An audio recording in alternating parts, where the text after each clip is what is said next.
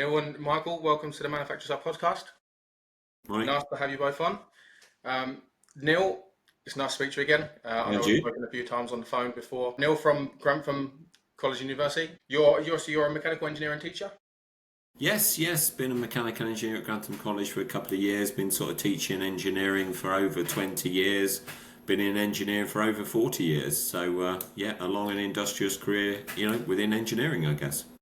One thing I see from you, I'm following quite a lot of colleges and universities on LinkedIn, and for you, you stand out the most on LinkedIn. I think you're the LinkedIn king. Well, no. There's more people that do it than me. You're It's just everywhere, I think. it's just great, really, to kind of network with companies, with people, with There's a lot of support out there in LinkedIn, and it's a really good platform to kind of collaborate with, I guess, people.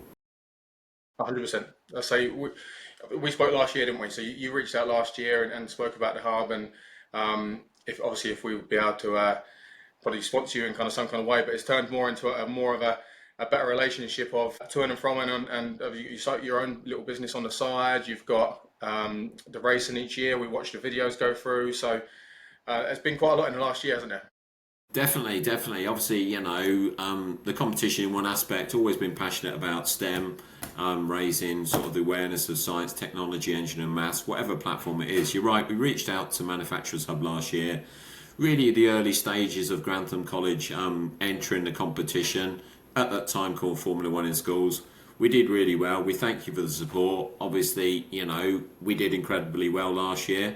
We come back this year and we thought, well, okay, let's reach out to those kind of core partners, those core sponsors that really will help us. And Manufacturing Hub is really one of those. We see that as pivotal because of those links with engineering, with manufacturing, with STEM and all those kind of avenues. And we start that journey again, but with a desire and a passion to do even better this year. And we've got one of the team with us today.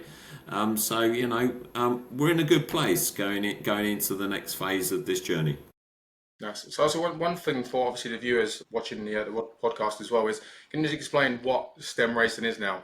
Well, obviously, it builds on the platform that's been very successfully run by Denford, and Andrew of Formula 1 in Schools. But last year it went through a bit of a transitional phase and a kind of a rebrand into STEM racing. It's still supported by Formula 1.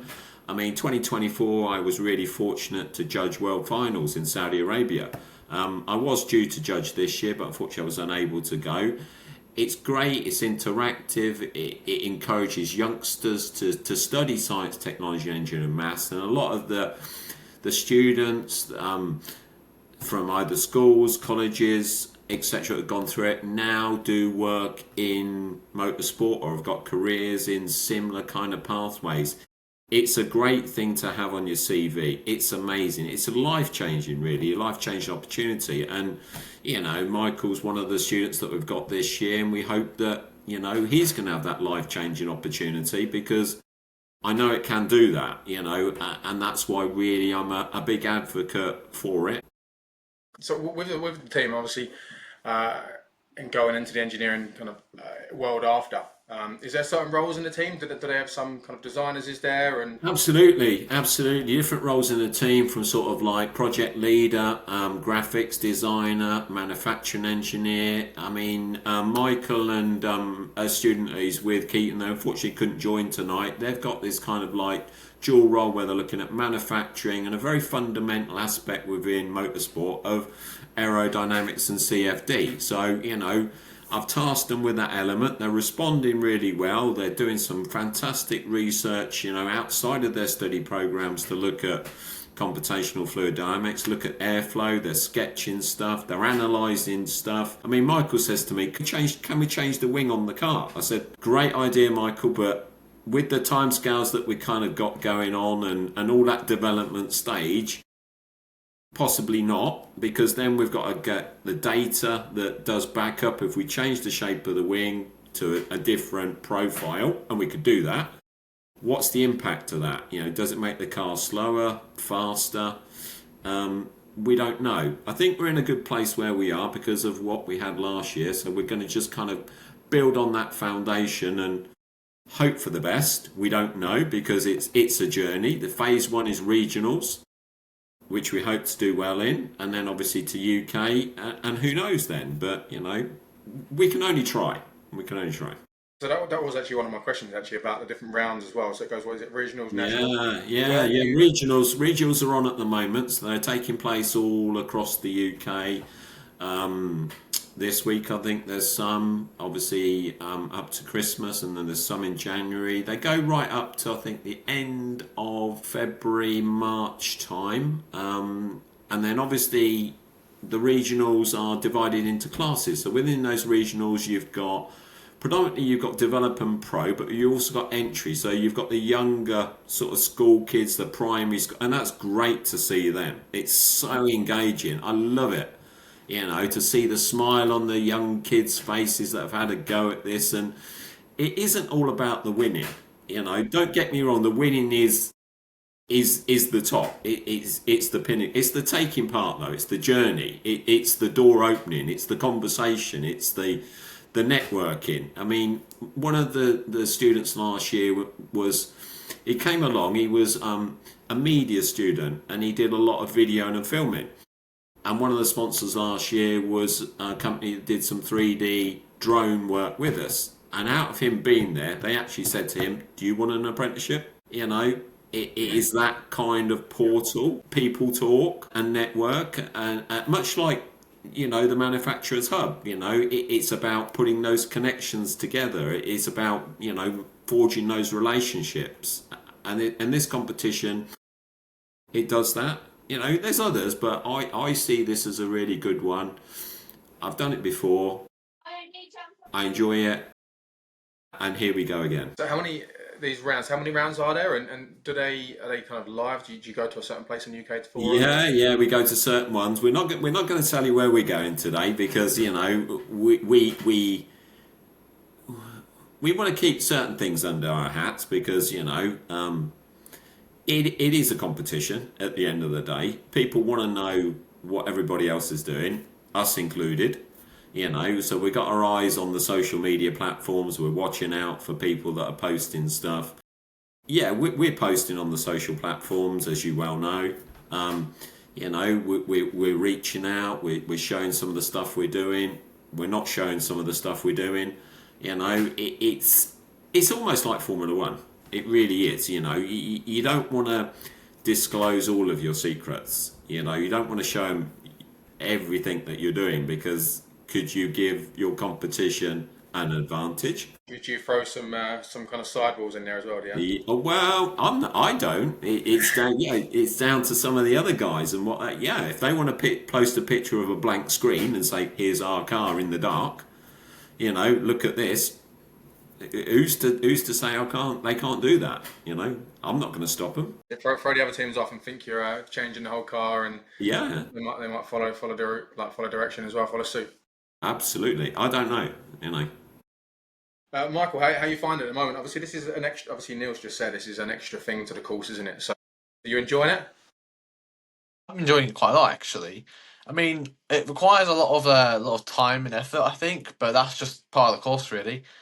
It requires a lot of dedicated time to put into it, and a lot of work from everyone, actually.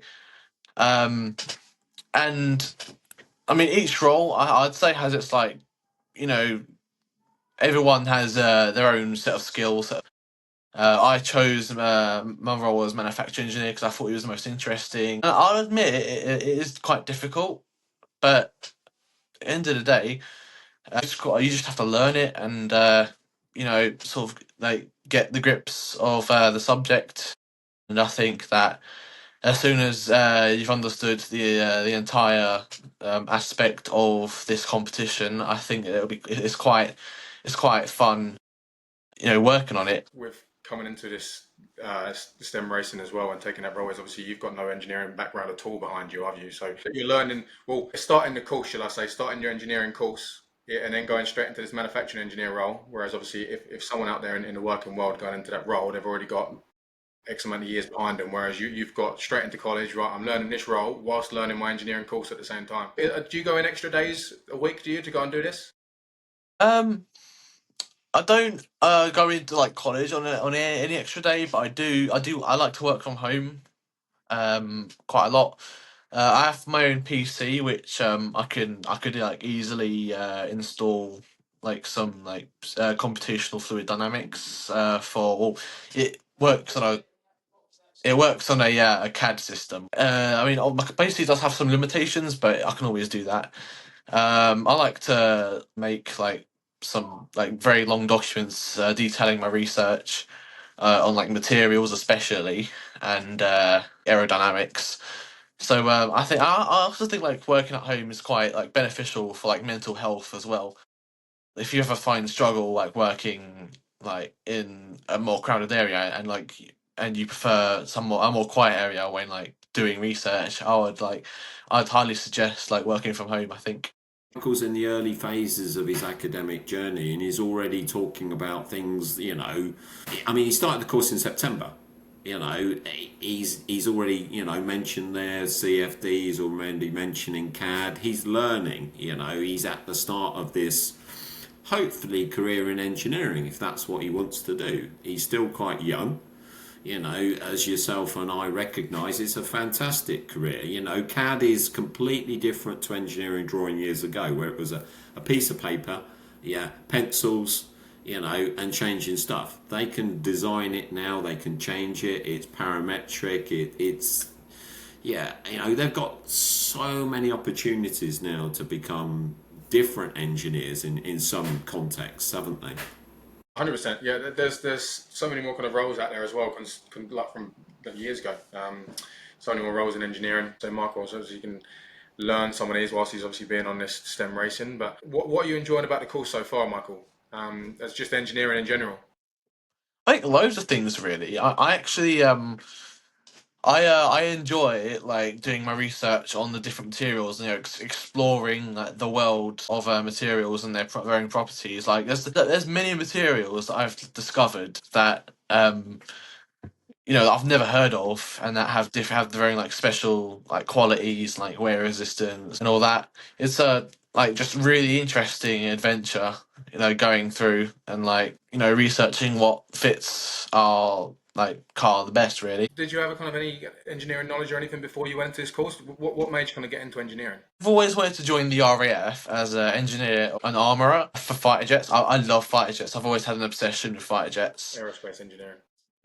Yeah, I I have a lot of knowledge on American fighter jets, the British Eurofighter, and I'm super interested in the new Tempest jet that the RAF, along with Japan and Italy, I think it's Japan and Italy, that they're making, and I'm just super excited to see that.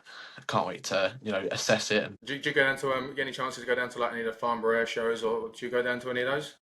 Oh yeah, all the time. I've actually got a membership at Duxford. I go down to Duxford quite a lot. I do like a bunch of like different. They actually include jets in it because usually it's just World War Two planes, but they've included like jets over the time years. Like they've had the F-35, the Raphael, the Eurofighter, and they also believe it or not actually restored World War One planes. And you'd see World War One like planes. You'd do like a fake dogfight, and that's like, one of the things I love the most. It's just really immersive, and that's like one of the things that got me like proper into aircraft. Yeah. I say it definitely sounds like you're very passionate of kind of aerospace, kind of engineering. So I yeah, love it. I can certainly see why you've chosen engineering to go into. So I hope obviously after your course as well, yeah, you can find something. It sounds like aerospace engineering is the one for you. So and there's plenty of aerospace kind of companies in the UK. So I'm sure that there could definitely be a role going into there. At the end of it. So obviously I was speaking about the skills gap as well earlier on to Neil, Michael, and obviously in the industry there's quite a gap between kind of engineers. It's kind of the older generation, and then there's a massive gap between any youngsters kind of coming into the industry. So it's nice obviously to see that you're interested in coming in. Is there anything you can add about say to other engineers, other youngsters coming into the industry, and how they should kind of be enjoying this, especially with say the STEM racing and you're enjoying going into that. What would you say about youngsters going in into this industry? What do you Well, I like mean, about it? I would just say it's a massive opportunity to get into it because well, the world is as a whole is screaming out for engineers who can innovate and sort of set the future of like technology.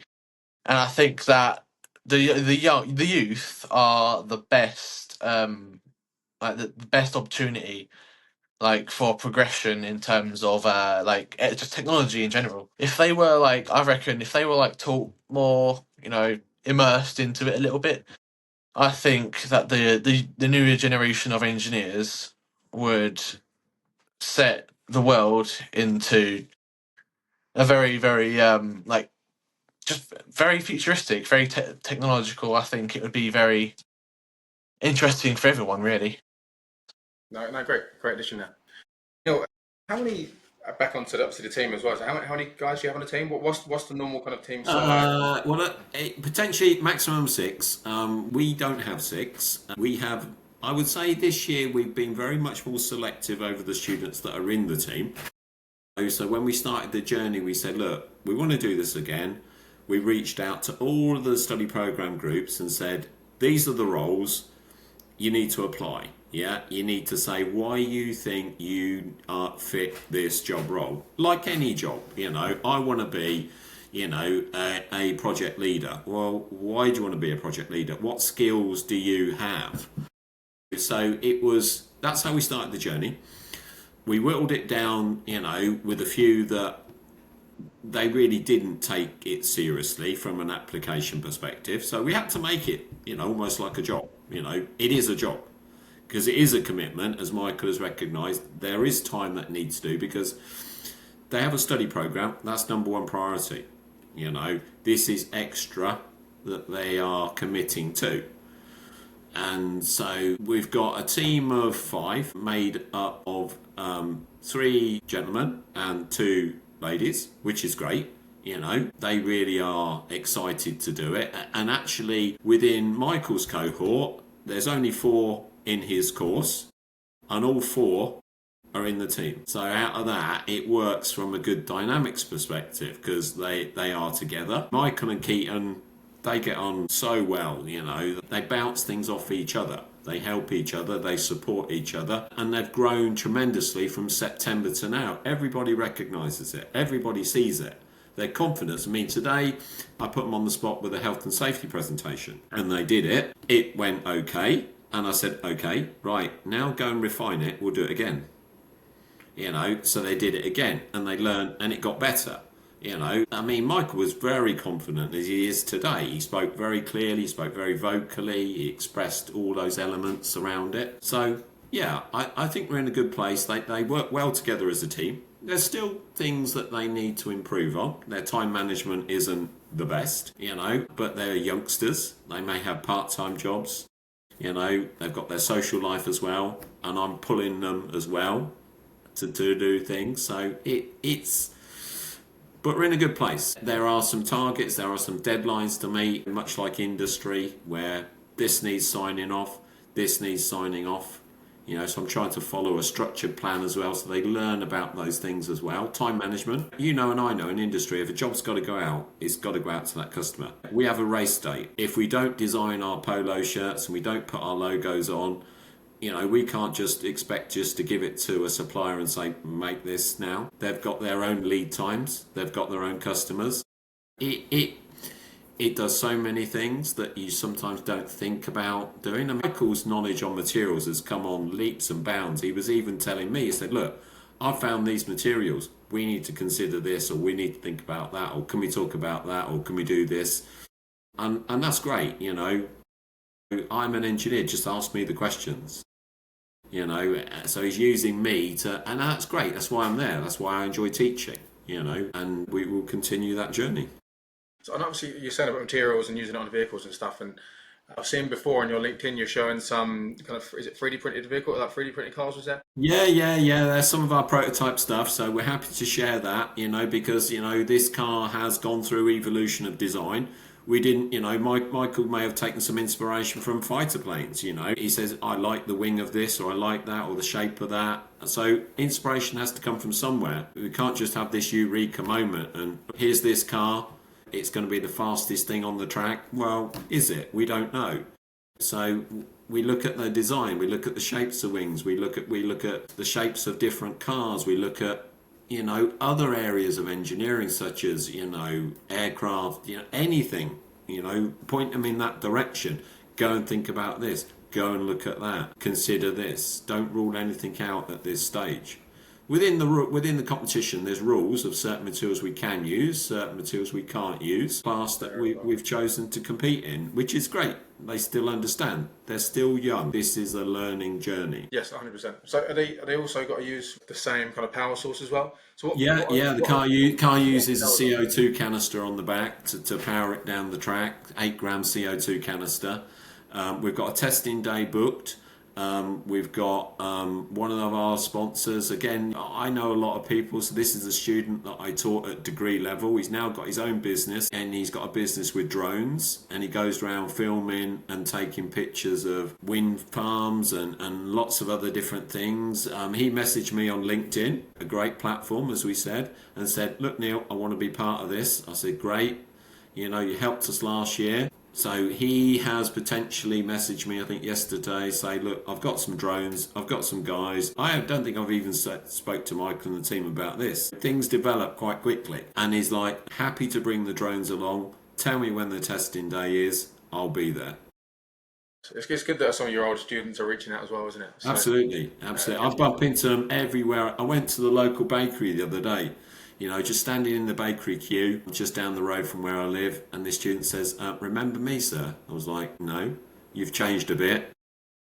You taught me a few years ago. Did I? Yeah, this is what I do. And then last week, I get knock at the door. I'm your BT OpenReach engineer. I've come to update your software. I recognise you, he said. You taught me at college, didn't you? I was like, did I? He said, yeah.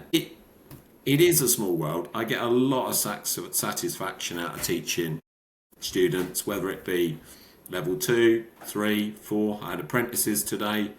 Tomorrow I've got HNCs. It's a great job. When you see them change, when you see that light bulb moment go on, when they come back to you and say, I'm pushing in industry. I mean, HNCs, I've got 2 there as bright as a button. They are coming back and they are saying, I've seen problems on the production shop floor that I know how to influence and change. And they have just completed their apprenticeship. They've got a future. Seriously. That's the thing as well. Is you can learn quite obviously a lot coming off yourself and going into the industry. It's surprising. Obviously, some students know more than others, but like you said earlier as well, is those students obviously remember you for everything you did. Remember, you say every place I've been to since I left college. My granddad was a teacher and engineer in a training centre locally to me, and everywhere I went, I had people saying they recognised my surname, and I was like, "Your granddad taught me. Your granddad taught me." Like, and then I had all these different people. I'm thankful for obviously in the industry. Like, it was very strict. It was very strict, but I really appreciate it now because this is where I am, kind of thing. So it's nice. It's nice seeing that as well, obviously from you and seeing these students and where they are now.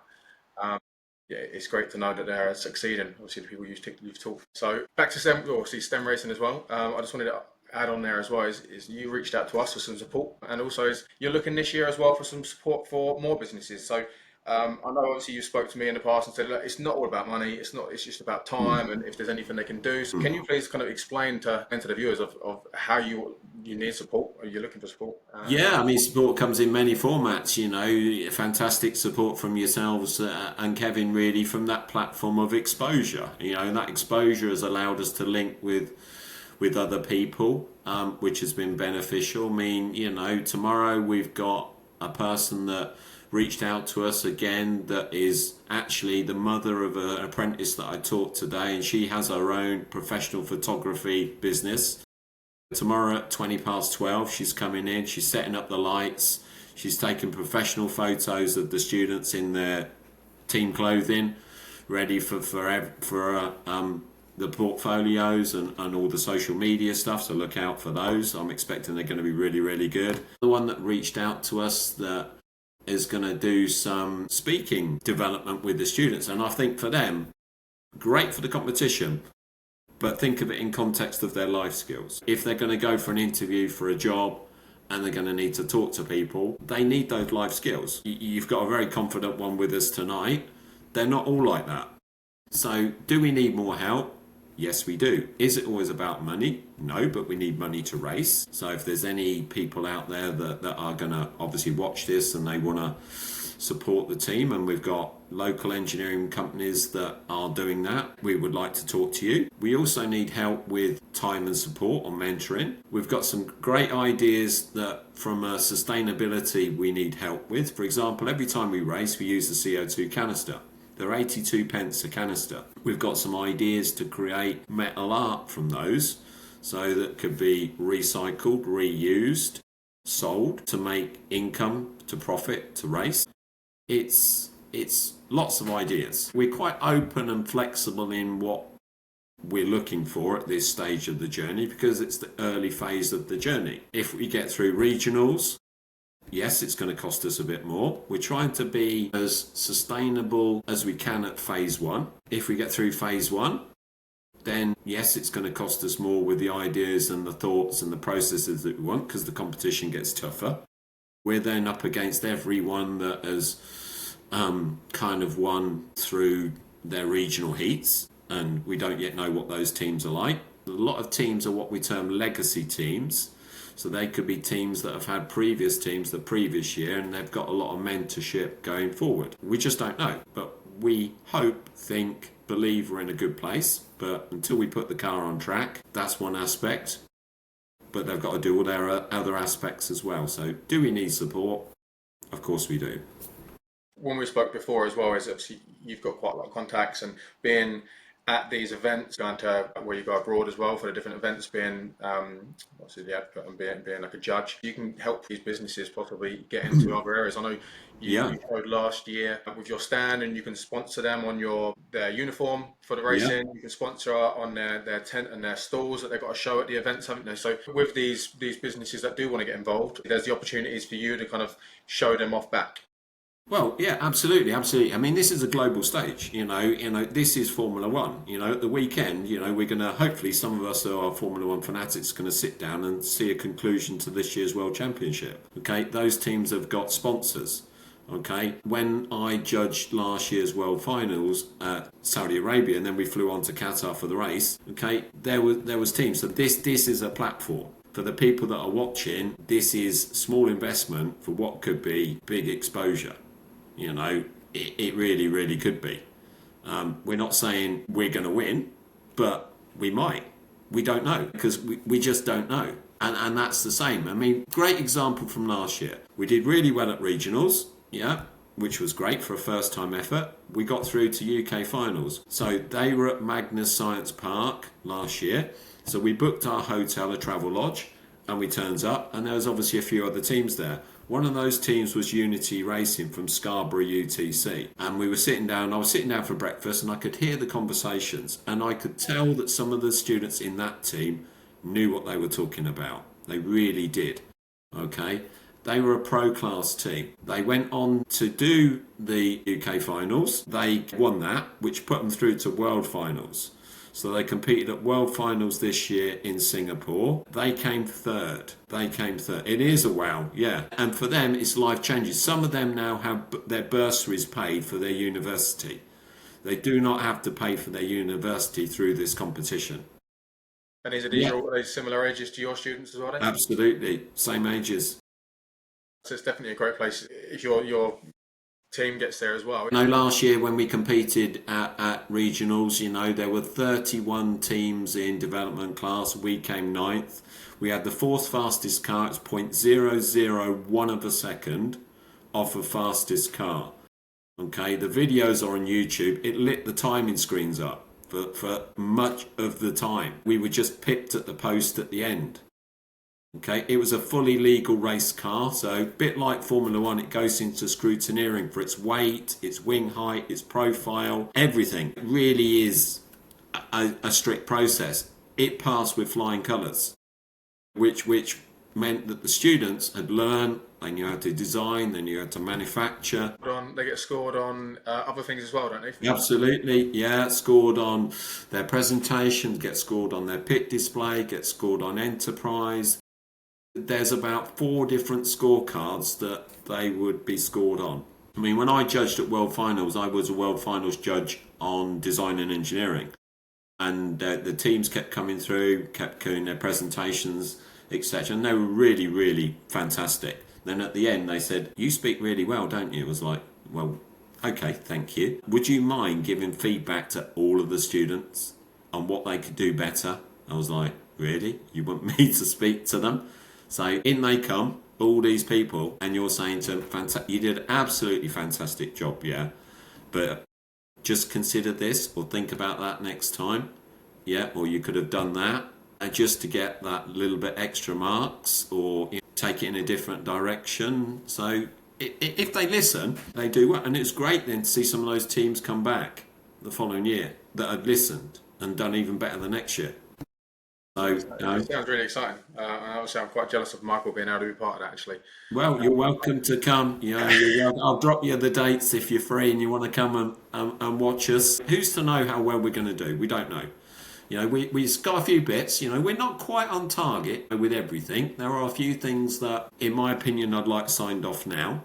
The students know they've got deadline dates to do, and they are starting to pick up the pace. So I don't think we won't get it done. I'm confident we will. I'm confident we'll be there on track. We will be testing shortly, so we'll know a little bit more about the kind of ideas that they've got, the thoughts that they've got. Is it going to work?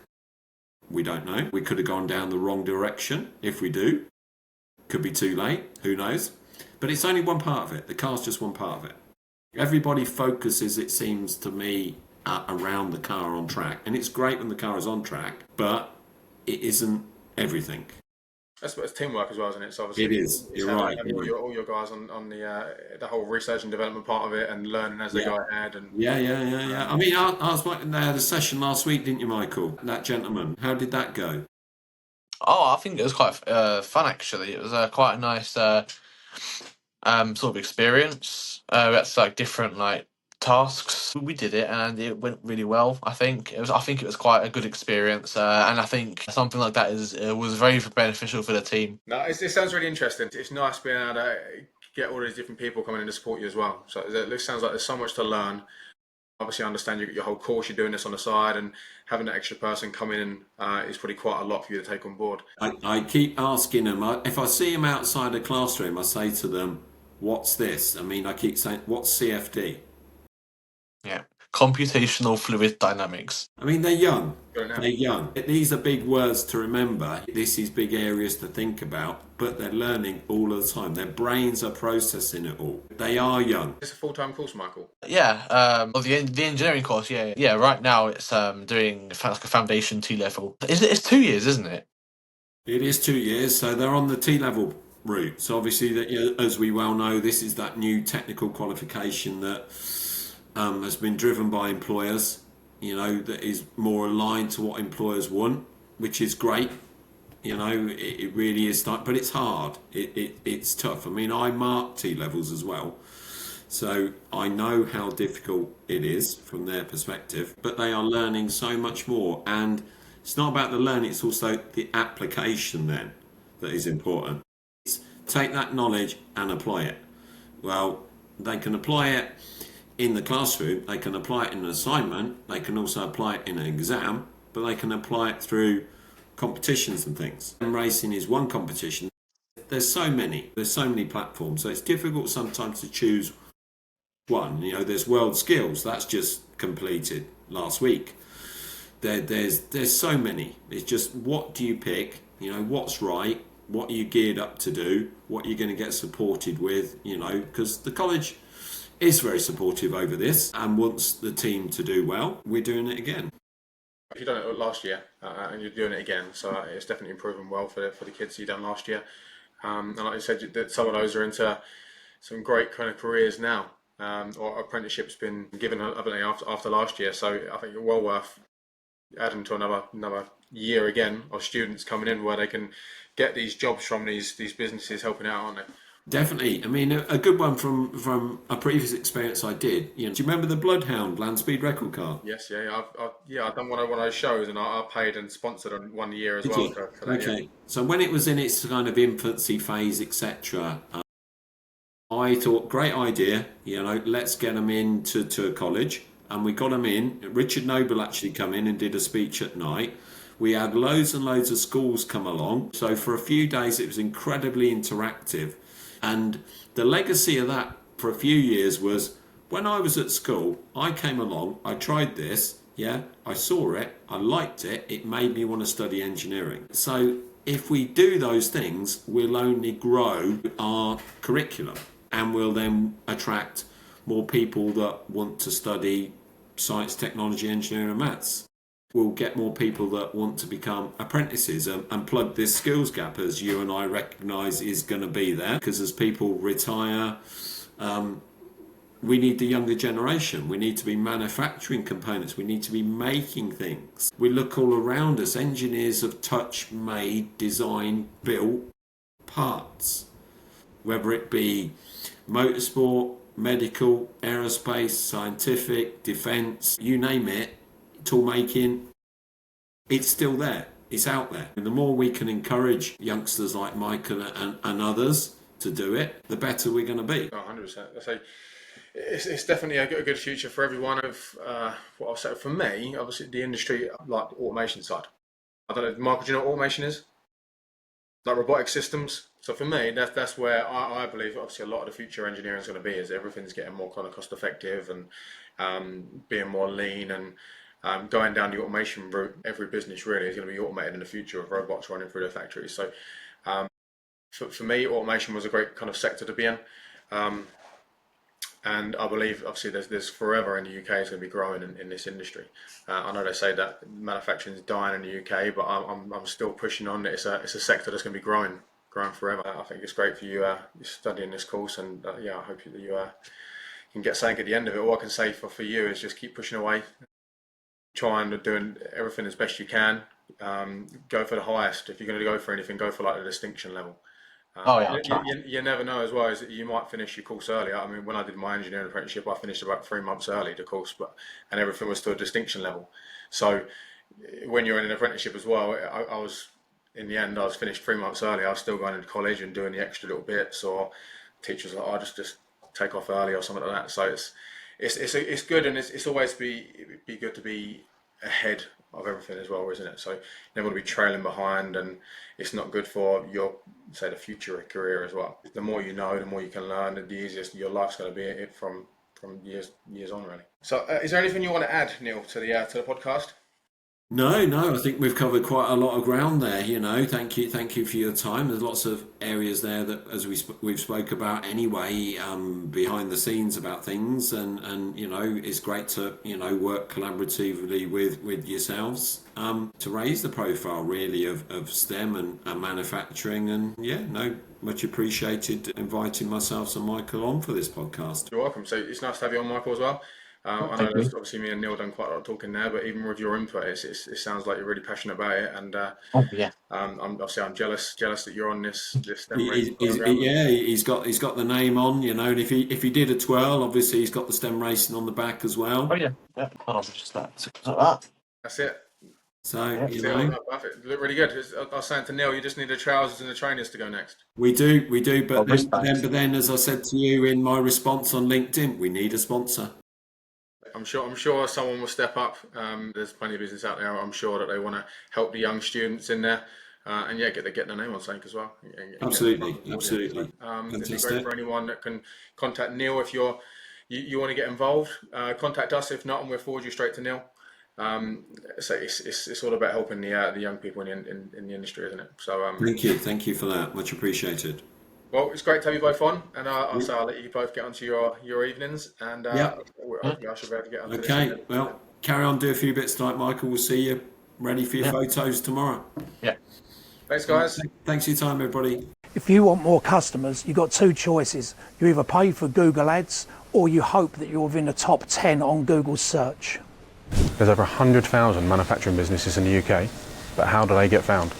I had that problem working for an engineering company in Essex with no marketing budget. How could new customers find us? My name's Kevin and I'm the co-owner of Manufacturers Hub, and we've come up with a solution to get your business found online. Join us today to boost your online presence. Click the sign up link.